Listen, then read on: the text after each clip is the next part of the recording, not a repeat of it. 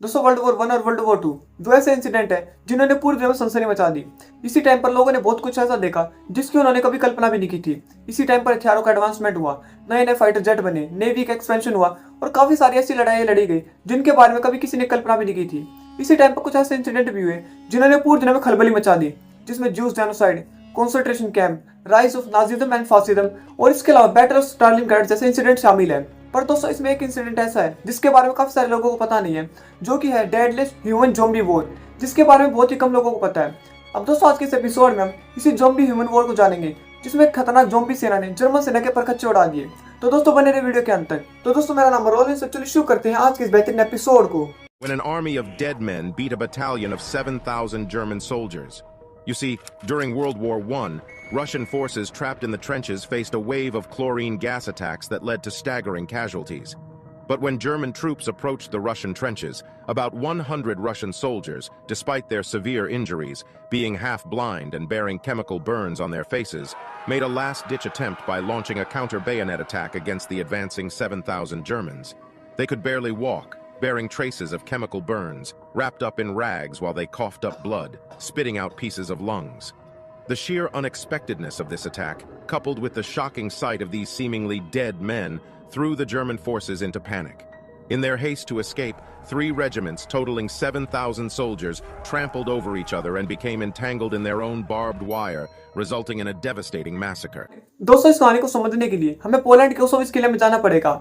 जब 10 अगस्त 1915 को यहाँ पर व्लादिमीर कोटलिंस्की तैनात थे, जिनका केवल एक ही काम था, इस किले को कुछ भी करके उन्हें जर्मन से बचाना है। अब यहाँ पर व्लादिमीर के साथ 900 सैनिक भी मौजूद थे, जो कि पिछले 6 महीनों से इसी किले में रह रहे थे। सुबह उठने से लेकर देर रात तक उनका केवल एक ही काम था, इस किले की रक्षा करना। अब दोस्तों जहाँ पर एक किला बना हुआ था, उस किले के चारों तरफ गहरी दलदली खाई थी, यानी कि वहाँ पर काफी सारा दलदल भरा हुआ था और बीच में काफी ठोस जमीन थी जिसके ऊपर एक किला बना हुआ था। अब दोस्तों इस किले के चारों तरफ गहरी ट्रेंचेस खोदी गई थी ताकि अब वॉर के टाइम पर छिपकर हमला किया जा सके। पर जर्मन सेना ने यहाँ पर हमला करके इन सारी ट्रेंचेस को खाली करवा लिया और अब इन ट्रेंचेस में रशियन नहीं बल्कि जर्मन सैनिक मौजूद थे, जो कि सबसे बड़ा डिसएडवांटेज था। अब दिन आया 3 अगस्त 1915 का, जब व्लादिमीर सुबह उठा और अपना एम्यूनेशन लेकर किले पर चढ़ गया। उसने सामने देखा कि जर्मन सैनिक बैठे हुए हैं पर सब कुछ बिल्कुल शांत है। पिछले 1 महीने से किसी ने भी कोई भी फायरिंग नहीं करी थी, जिसके कारण दोनों ओर के सैनिक बिल्कुल बोर हो चुके थे। अब व्लादिमीर ने सोचा कि क्यों ना पास वाली नदी से कुछ मछलियां पकड़ी जाए, तो उस अपने किले से बाहर निकला और नदी के पास जाकर मछलियां पकड़ने लगा। इस टाइम पर दोनों सेनाओं में इतना ज्यादा डर था कि किसी ने भी किसी के ऊपर कोई भी फायरिंग नहीं करी। अब व्लादिमीर ने अपनी मछलियां पकड़ी और वो वापस अपने किले में आ गया। तो उसने नोटिस किया कि जो हायर जर्मन ऑफिसर है वो बार बार ऐसे आसमान को देख रहे हैं, पर उसे कुछ पता नहीं चला कि आखिर सब क्या चल रहा है और वो क्यों आसमान को देख रहे हैं। अब व्लादिमीर ने सोचा कि क्यों ना वो सारी बात अपनी हायर अथॉरिटी को बता दे, पर फिर वो रुक गया। क्या अगर अपने हायर अथॉरिटी को बताएगा क्या कि जो जर्मन सैनिक है वो बार बार आसमान को देख रहे हैं या अपना हाथ हिला रहे हैं, तो उसने इस बात को इग्नोर कर दिया। पर व्लादिमीर को पता नहीं था कि उसकी इग्नोरेंस उसके साथ साथ इन 900 सैनिकों पर कितनी ज्यादा महंगी पड़ने वाली है, क्योंकि जर्मन ने कुछ ऐसा प्लान बना रखा था जिसके कारण वो एक ही झटके में सभी 900 सैनिकों को मारने के लिए काफी था, जो कि था कुछ ऐसा जिसके बारे में आपने कभी कल्पना भी नहीं करी होगी। अब आया 8 अगस्त 1915 का दिन, जब सुबह व्लादिमीर के साथ साथ काफी सारे रशियन सैनिक इस किले की दीवार पर चढ़े हुए थे ताकि वो इस किले की रक्षा कर सके। सुबह 4 बजे व्लादिमीर ने नोटिस किया कि जर्मन खेमे की हवा कुछ ज्यादा ही धुंधली है, पर उसे कुछ भी समझ में नहीं आया कि सामने चल क्या रहा है। ऊपर मौजूद सैनिकों ने कुछ और सैनिकों को ऊपर बुला लिया, पर वो भी बिल्कुल शांत खड़े थे क्योंकि उनके लिए भी समझना इम्पॉसिबल था कि सामने चल क्या रहा है। अचानक से उन्होंने नोटिस किया कि जो जर्मन खेमे की हवा कुछ ज्यादा ही धुंधली थी, अचानक से उसने अपना रंग बदल लिया है और अब वो हरे रंग की हो चुकी है और जहां से वो हवा आ रही है वहां की सारी घास जल चुकी है और हवा में उड़ने वाले पक्षी नीचे गिरकर मर रहे हैं। सारे रशियन सैनिक समझ गए कि उनके ऊपर अटैक हुआ है और उन्होंने जो किले का इमरजेंसी सायरन था वो बजा दिया। अभी सायरन के बजते जितने भी रशियन सैनिक थे जो कि इस किले में मौजूद थे, वो तेजी से किले की दीवार पर चढ़ गए। सभी अपनी अपनी पोजीशन ले चुके थे, पर किसी को भी ये नहीं पता था कि जर्मन्स कहाँ है और जिन्हें अटैक किन पर करना है, क्योंकि सामने की हवा बिल्कुल धुंधली थी। तो इस टाइम पर यहाँ पर पता लगाना कि जर्मन्स कहाँ ये लगभग इम्पॉसिबल था। अब जैसे ये हरे रंग का गुब्बारा उनके पास पहुंचा, उन्होंने जोर जोर से खांसना शुरू कर दिया और सभी रशियन सैनिक छाती पकड़ पकड़ कर जलन से तड़पने लगे। अब व्लादिमीर भी समझ गया कि उनके ऊपर केमिकल अटैक हुआ और ये शायद उस टाइम का सबसे पहला ऐसा अटैक था जिसमें केमिकल्स का यूज किया गया था। अब व्लादिमीर को सब कुछ समझ में आने लगा था कि जो हायर जर्मन ऑफिसर्स बार बार 3 अगस्त को हवा को देख रहे थे और ऊपर आसमान को देख रहे थे, दरअसल वो चेक कर रहे थे कि हवा की डायरेक्शन कहाँ है ताकि वो इन रशियन सैनिकों के ऊपर ये केमिकल अटैक कर सके। जर्मन सेना ने ट्रेंचेस के अंदर से क्लोरीन और ब्रोमीन गैस छोड़ दी थी, जो कि इतनी ज्यादा खतरनाक होती है कि जैसे ये हवा के कांटेक्ट में आती है ये एक तरह से HCl यानी कि हाइड्रोक्लोरिक एसिड बनाती है, जो कि कुछ ही मिनटों के अंदर किसी भी इंसानी चमड़ी को पूरी तरह से पिघला सकता है। अब दोस्तों आप एक बार केवल इमेजिन करके देखिए कि उस टाइम पर रशियन सैनिकों के ऊपर क्या बीत रही होगी, क्योंकि जब ये क्लोरीन गैस हवा के कांटेक्ट में आती है तो इतनी ज्यादा खतरनाक होती है और जैसे ही हमारे शरीर के अंदर जाएगी, और वैसे भी हमारी बॉडी पूरी तरह से 70% वाटर से बनी हुई है, तो ये हमारे नाजुक सी फेफड़ों का क्या हाल करेगी। ये कुछ ऐसा ही है जैसे कि आप भड़की हुई आग के अंदर किसी कागज का टुकड़ा डाल दे, और जो हाल उस कागज के टुकड़े का हुआ वैसा ही हाल अपन कुछ रशियन सैनिकों को होने वाला था। अभी इतिहास में पहली बार केमिकल अटैक हुआ था, तो उसके बारे में किसी को भी कुछ भी पता नहीं था कि आखिर इससे बचा कैसे जाए। तो जितने भी जर्मन सैनिक थे वो सारे गैस मास्क लगाए हुए थे, जबकि जो रशियन सैनिक थे वो तड़प तड़प कर मर रहे थे। अब रशियन सैनिक समझ चुके थे कि उनका मरना तय है, पर फिर भी वो किसी तरह यही सोच रहे थे कि क्या वो इस किले को बचा सकते हैं। रशियन सैनिकों ने जब ये हवा अंदर ली तो उनका शरीर पूरी तरह से जलने लगा। जो रशियन सैनिक अभी भी थोड़ी सही कंडीशन में थे वो देख रहे थे कि कैसे उनके साथी खून की उल्टियां कर रही है, उनकी आंखों से खून निकल रहा है, और जब वो खांस रहे तो उनके अंदर के जो फेफड़े के टुकड़े हैं वो बाहर निकल रहे हैं। अब दोस्तों आप भी समझ चुके होंगे कि उस टाइम पर उन रशियन सैनिकों के ऊपर क्या बीती होगी।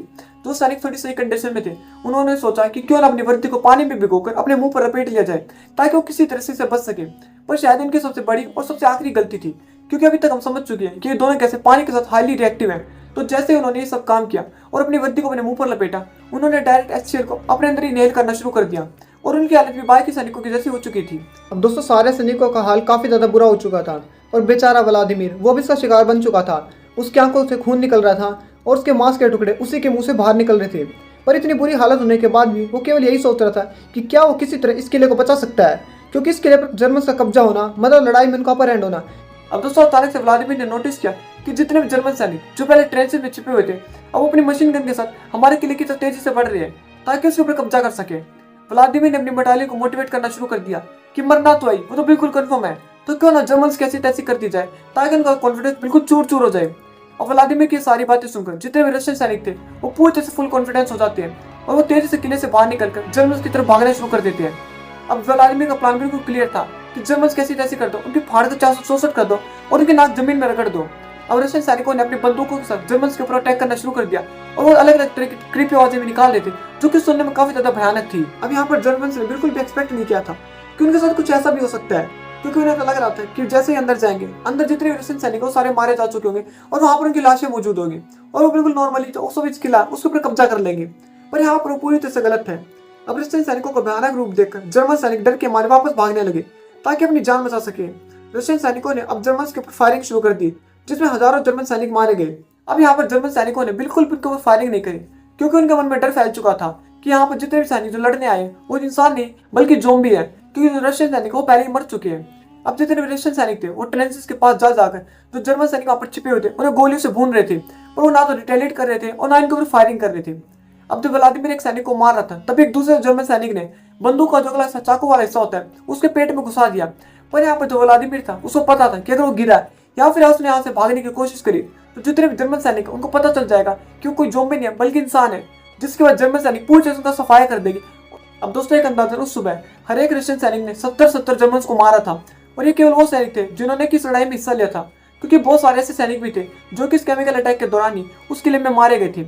अब व्लादिमीर जोर से चिल्लाया कि वापस किले में चलो, अभी हमें एक इंपॉर्टेंट काम करना है। अभी तक जितने भी जर्मन सैनिक थे उन्हें समझ में नहीं आया आखिर ये किले से कौन आए थे और ये वापस किले में कौन चले गए।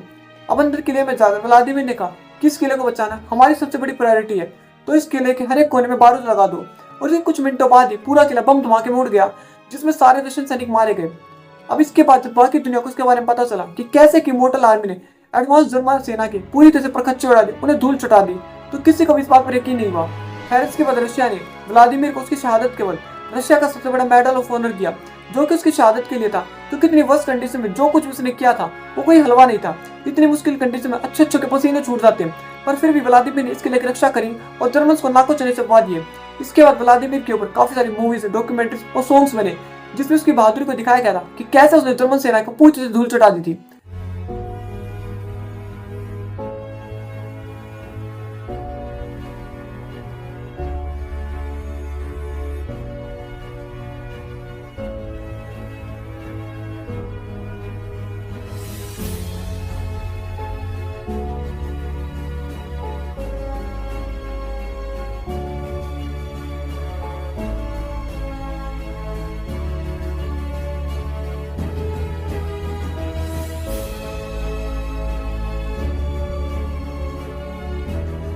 अब दोस्तों ये थी पूरी कहानी अनडेड ज़ॉम्बी आर्मी की। आप किस कहानी के बारे में क्या रहे हैं और आपको क्या लगता है कि जो व्लादिमीर ने किया क्या वो सही था या गलत, मुझे कमेंट में जरूर बताएं। तो दोस्तों आज के लिए बस इतना ही। आई होप आपको वीडियो पसंद आया होगा। अगर वीडियो पसंद आए तो वीडियो को लाइक कर और चैनल को सब्सक्राइब कर ले, ताकि आपको आने वाले वीडियोस का नोटिफिकेशन सबसे पहले मिल सके। तब तक thank you and have a nice day.